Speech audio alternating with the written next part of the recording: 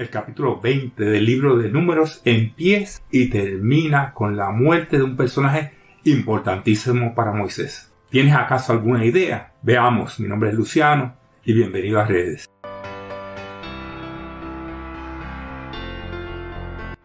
En el capítulo 20 del libro de Números se reanuda en la travesía para la tierra prometida. Han pasado 39 años y el capítulo 20 nos reseña el último año. Los otros años la Biblia no nos habló bien de ellos. Este año también, recordemos que Números no necesariamente nos dice en orden las cosas, pero vamos a conocer este último año.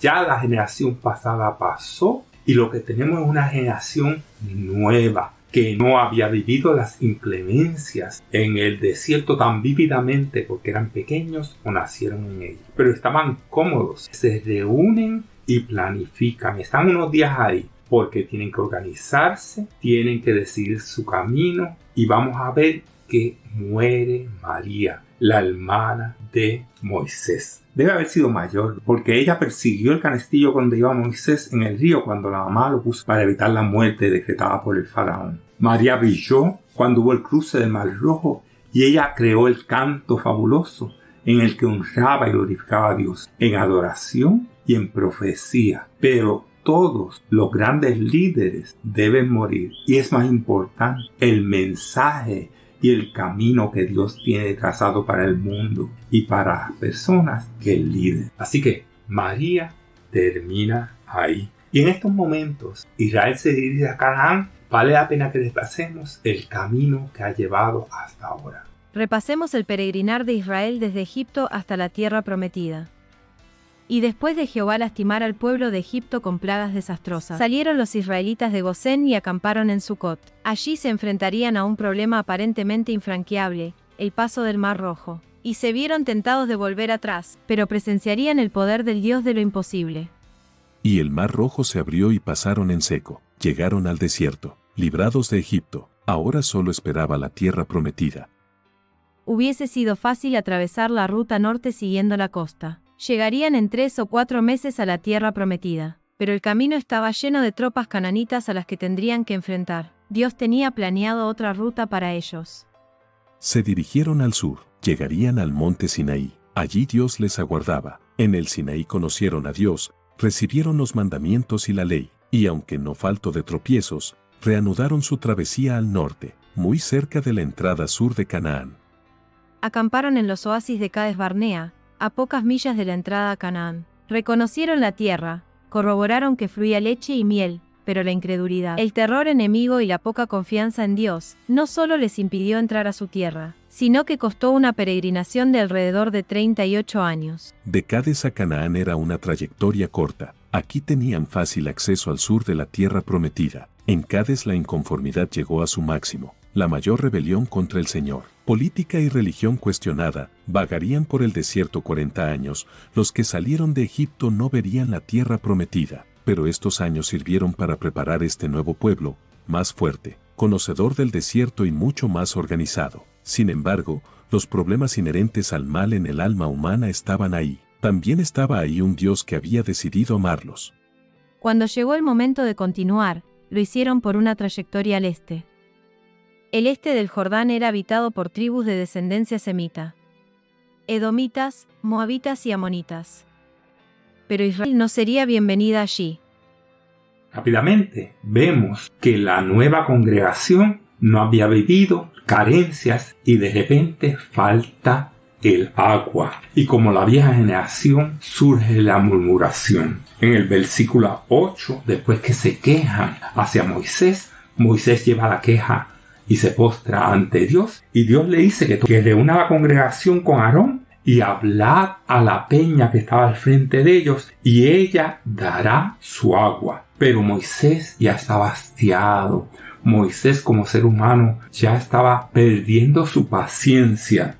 Y vemos en el versículo 20:10 que se reunieron Moisés y Aarón en la congregación delante de la peña, y él dijo: oíd ahora, rebeldes, ¿os hemos de hacer salir aguas de esta peña? Notamos unas cosas raras. Le dice rebelde, pero a la misma vez él está sin paciencia. Y quizás se atribuye a sí mismo el que la peña brote agua cuando dice: os hemos de hacer salir agua de esta peña. El 11 dice que entonces Moisés levantó su mano y golpeó a la peña con la vara 2 veces y salió agua y alimentó al pueblo. Sin embargo, el 12 dice, y Jehová dijo a Moisés y a Aarón, por cuanto no creísteis en mí, por lo tanto no meteréis esta congregación en la tierra que les he dado. No estamos claros de cuál fue el pecado, pero sí sabemos que Dios ya había dicho que no entrarían en la tierra prometida. Después de que la peña botó todo agua, también en esa área de Cades, Moisés mandó embajadores a Edom para que los dejaran pasar por su tierra. Y el 20:14 dice que envió Moisés embajadores diciendo, así dice Israel, tu hermano. Recordemos que ambos, Esaú y Jacob, eran hijos de Isaac. Tú has sabido todo el trabajo que nos ha venido, como nuestros padres, y le hace un recuento. Pero Edom dice, por aquí no van a pasar. Deciden subir entonces al noreste, a Or, donde habían estado antes y habían perdido una gran batalla, quizás para moverse por el sur a Canaán. Y en ese área, en el monte de Or, Jehová le dice a Moisés en el 20:25, toma a Aarón y a Eleazar su hijo y hazlo subir al monte de Or, desnuda a Aarón, vista a su hijo Eleazar con sus ropas, porque Aarón será reunido con su pueblo y allí morirá. Aunque Dios le dice a Aarón que no va a entrar a la tierra prometida, esto no es una afrenta para Aarón. Muere al lado de su hermano y su hijo mayor, y también ve a su hijo heredar la posición de sumo sacerdote. Cuando bajan Moisés y Eleazar del monte Or, el pueblo se da cuenta, porque ve a Eleazar vestido con las ropas de sumo sacerdote, que ha muerto Aarón, y hacen duelo y luto. Una vez están también en Or, el rey de los cananeos Arad se da cuenta y corre a atacarlos y lleva prisioneros. En una segunda intervención, el pueblo de Israel le pide al Señor ayuda y Dios los ayuda y vencen al rey Arad. Pero si pensaban ir a Canaán por el lado sur, con lo que le habían dicho los espías, con la derrota que habían tenido previa y con las inconveniencias que han visto ahora, deciden que van a entrar a la tierra prometida por el área oriental del río Jordán. Y tenían que pasar a Edom, y tenían que pasar a Moab, y tenían que pasar a Amón. Todas estas tribus eran de origen semita. Sigue contando la Biblia que una vez partieron del monte Or, camino al Mar Rojo, para atravesar por el este la tierra de Edom. Estaban en el desierto. Las condiciones eran bien fuertes y el pueblo volvió a murmurar contra Dios. ¿Por qué nos hiciste subir de Egipto donde teníamos todo? Y dice el 21:6 que Jehová envió serpientes ardientes que mordían al pueblo y murió mucho del pueblo. Entonces el pueblo se dio cuenta y se arrepintió. Y Dios le dijo a Moisés en el 8, hazte una serpiente ardiente y ponla sobre un asta, y cualquiera que fuera mordido y mirare a ella, vivirá. A este episodio Jesús hace una alusión y comparamos a veces a Jesús y su sacrificio con el episodio de la serpiente en el asta. De la misma manera que todo aquel que miraba a la serpiente era salvo, todo aquel que mira a la cruz y ve a Jesús es salvo.